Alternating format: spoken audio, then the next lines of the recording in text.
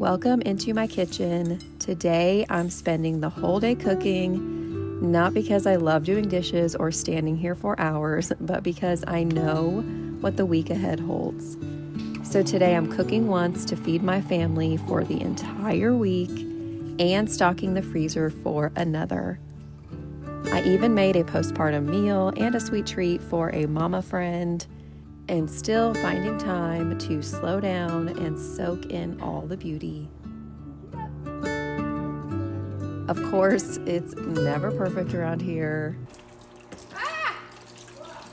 There's always spills and a few messes and plenty of real life chaos, but that's homemaking, isn't it? Nourishing the people you love, one slow Sunday at a time. To start, I'm getting an einkorn sandwich loaf started. This recipe calls for quite a bit of fresh milled einkorn flour, so while that mills, I will get started on some super yummy einkorn chocolate protein muffins. We all love these. It's a recipe from Farmhouse on Boone, and I'll link it below for you. I am using all-purpose einkorn flour. That's what the recipe calls for, and I'm not a milling pro just yet. I didn't want to have to tweak this recipe for fresh milled einkorn, but I will try that next time. So this recipe calls for collagen peptides as the protein. I imagine you could add in any protein powder in the same amount and it would work just fine. But the recipe calls for 2 cups of all-purpose einkorn flour, 1/3 cup of collagen proteins, 1/2 cup of cocoa powder, 1/2 teaspoon of salt.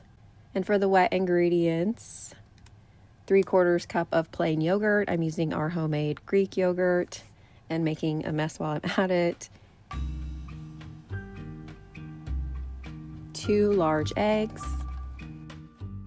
1/2 cup of milk, 1 teaspoon of vanilla, and 1/2 cup of oil, which I use coconut oil.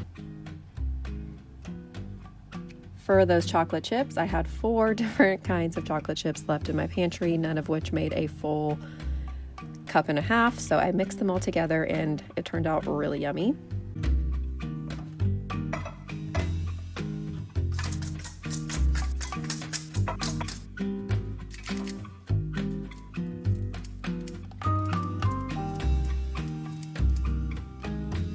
I love this silicone tiny muffin pan for the extra dough left over to make little muffins for my kids. They absolutely love them. And you know when you're well into baking and your dress is a mess and you realize you forgot to put on your apron. I'll come back to that bread shortly. I need to get my first meal recipe started. This bone broth has been slow cooking over 24 hours, but now I need the Instant Pot for cooking. So I'll get that strained into a pot that I'll leave on the stovetop because we will be using this bone broth for one of our other recipes. This first recipe is one of mine that you may have seen before, most likely. It's a staple in our home, red beans and rice with chicken thighs. I make our red beans and rice quite nutrient dense using grass-fed beef sausage, sprouted beans, pastured chicken thighs, and slow-cooked chicken bone broth. And I do love a meal I can make start to finish in the Instant Pot. Less dishes is my favorite. However, I do brown those thighs in a separate pan on the stovetop. So let's talk sprouted beans. We soak and sprout all of the beans that we cook with in this home. I no longer buy canned beans. This breaks down that phytic acid, making them more not only nutrient dense, but makes them easier to digest, hopefully getting rid of that gas problem most people have with beans. So these, I started Friday, today is Sunday, so they've been sprouting for a couple of days. And get you a copy of Nourishing Traditions if you're curious to learn more about sprouting your grains.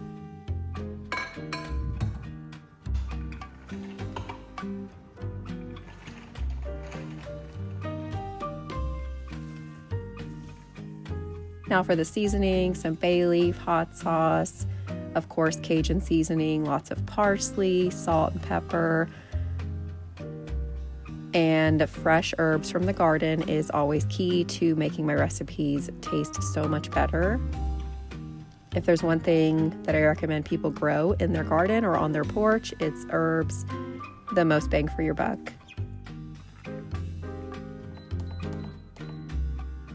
So back to our einkorn sandwich loaf. This recipe I will link below, but it calls for 3 2/3 cup of einkorn berries or 5.5 cups of whole wheat einkorn flour, 2 teaspoons of instant yeast, a teaspoon of salt, a 1/4 teaspoon of powdered ginger, and that's supposed to help with the texture, I think. 1/3 cup of oil. I'm using olive oil. You can use avocado oil. 1/3 cup of maple syrup or honey. And while it's slowly mixing, adding in 1.5 cups of warm water that's about 115 degrees. So I'll just slowly pour that in as it's mixing.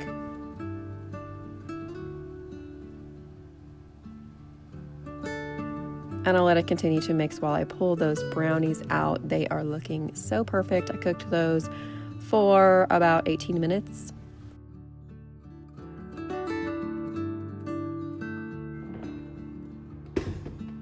So you want to oil that bowl because einkorn can be very sticky.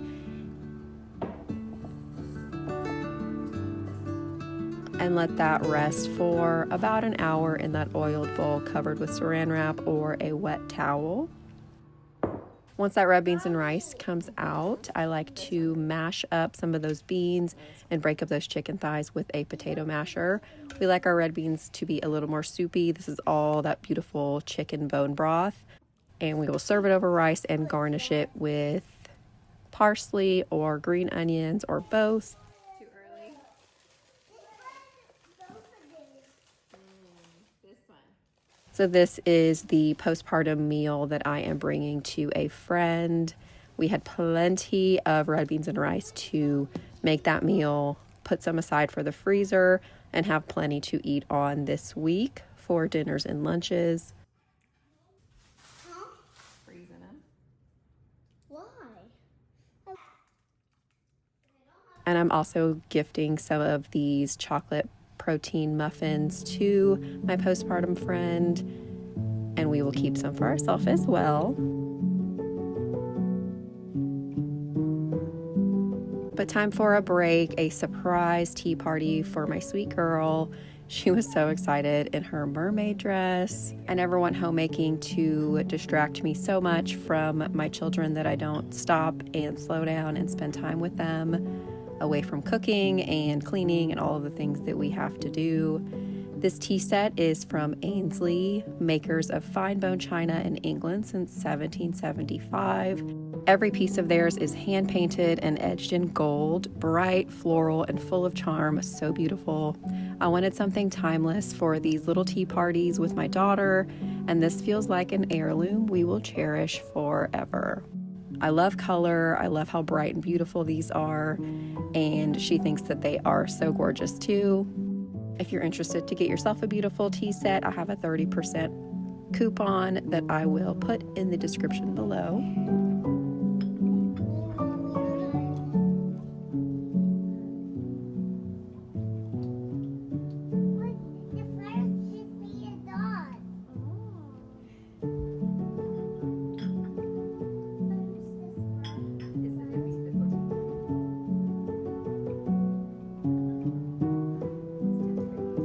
Back inside and back to work. That was the best little recharge in the middle of this big cooking day. I'm pretty sure this bread is supposed to be a little more sticky and just plop into the pan and shape the top, is what the recipe says. I might not have added enough water. That's okay. It's going to turn out great.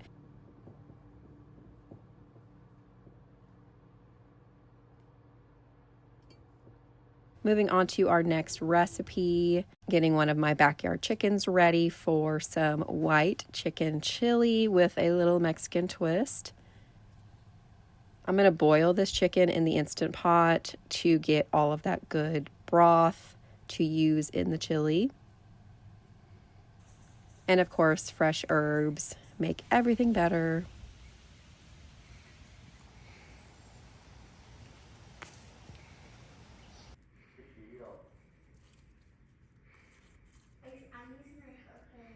I'm going to boil that for 35 minutes based on the weight of the chicken. So I don't know about y'all, but with all the craziness in the world, we are just thinking more about stocking things and not being preppers or end of the world minded or anything like that, but just being prepared for anything to happen, I think, is my responsibility as the chef of the home, as the person in charge of the food. My husband helps too because he's a hunter, so we work together to stay stocked on food and just to be prepared in a very loving way for our family, not in a fearful way whatsoever. I think it's very easy to fall into the fear, but I don't think that's how we are called to live our lives here on this earth, so that's not how we're going to do it. Our next recipe is a braised beef stew. Oh my goodness, this turned out so good. So I'm browning some of that beef stew meat as well as some short ribs that we had in the freezer from our last quarter cow that we need to use up. This recipe will be in the description below. But all I'm doing is browning this meat. I'm putting it into the broth just to not make another pan dirty. Take the meat out after it's browned. Add in your veggies, which is just onions and garlic. Get those nice and cooked down. Add in some tomato paste. Cover that and cook it for a couple of minutes.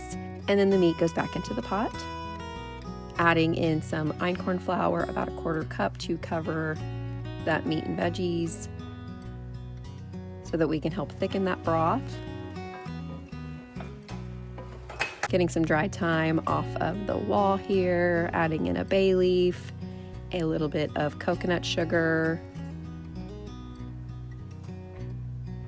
and that beef bone broth that we showed earlier, that I strained off a little earlier. Salt and pepper to taste. Pop that in the oven at 350, and this will cook for about 2 or 3 hours. And I'll come back and add in the potatoes and carrots before it's fully done and put it back in the oven. So we do have a little bit of that beef bone broth left. I love these big cooking days because not only do I get food, but I get other ingredients as well, like bone broth that we can keep in the fridge and sip on throughout the week, or that I can freeze and stock for later. That chicken is done boiling. It is falling apart. So I'll pull that out to cool and strain off that beautiful chicken stock from boiling that chicken in it. So I like to have all of this stock on hand so that I can not only cook my chili in it, but we'll cook these sprouted white beans in chicken stock as well for the added nutrients and flavor. So I did cook these a little bit too long. I put them pressure cook for 15 minutes. I don't cook with white beans a lot, so these became a little softer than I would like in the chili. So next time I would probably pressure cook them for 5 minutes after soaking them and sprouting them for that long, and let them cook the rest of the way in the chili. So our bread did not rise as much as I would like it to, but it did come out really, really good. Still getting used to that fresh milled einkorn. So I'll take a little bit of those beans out and blend them in the blender just to thicken up the chili. Adding those beans into the pot with lots of chicken broth and our blended beans back in. This chili comes out so creamy and has so much flavor. I was supposed to saute these onions before adding everything in, so I'll just do that on the side. Adding in 1 can of Hatch green chilies. The recipe calls for 2, but I'm doing a can of salsa verde instead, which came out really good. Then we'll add in some oregano, some paprika, a little bit of cayenne powder, and all of those sauteed veggies back in. I did add some green bell peppers. That wasn't called for in the recipe either, but I'm not really good at following recipes. I like to use whatever's in my fridge, and these recipes are based on things that I already had in the house. I didn't go out and buy anything in particular.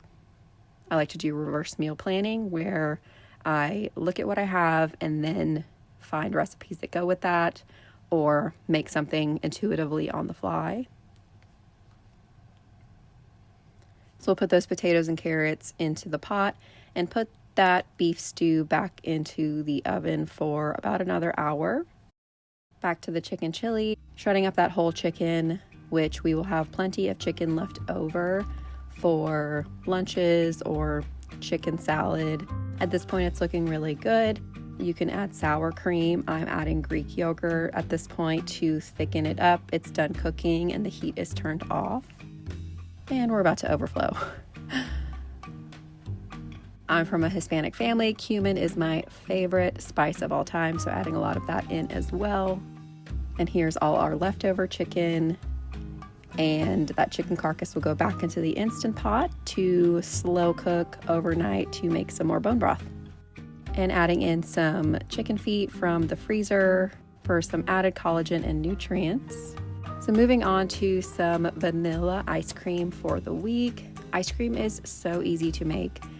I do have a Ninja Creamy, but I do prefer to make ice cream like this with our old school ice cream maker.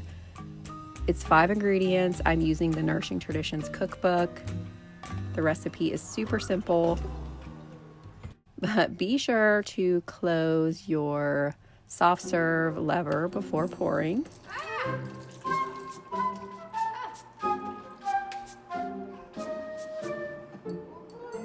This ice cream is so nutrient dense and delicious. I consider it a superfood.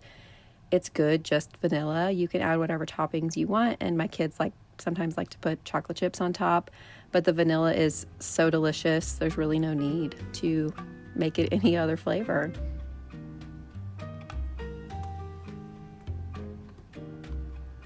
And that chicken chili came out so good, so much flavor. Beef stew is falling apart, tender, so good, so hearty. I like to do 3 different type of meals. We did a Cajun one, a Mexican one, and then I don't know what you consider beef stew. Midwestern? I'm not sure. But 3 different kinds of flavors to keep things interesting throughout the week. And here is how I put everything away to freeze. I love these silicone cubes. These are 2 cups each. So 2 of those will feed my family for one night, especially if you add in a carb and a salad. We add all of this red beans and rice for the week, all of this to freeze. Everything in the glass is things that we'll just put in the fridge to eat on. We also have this postpartum meal that I'm taking to a friend on top of everything else.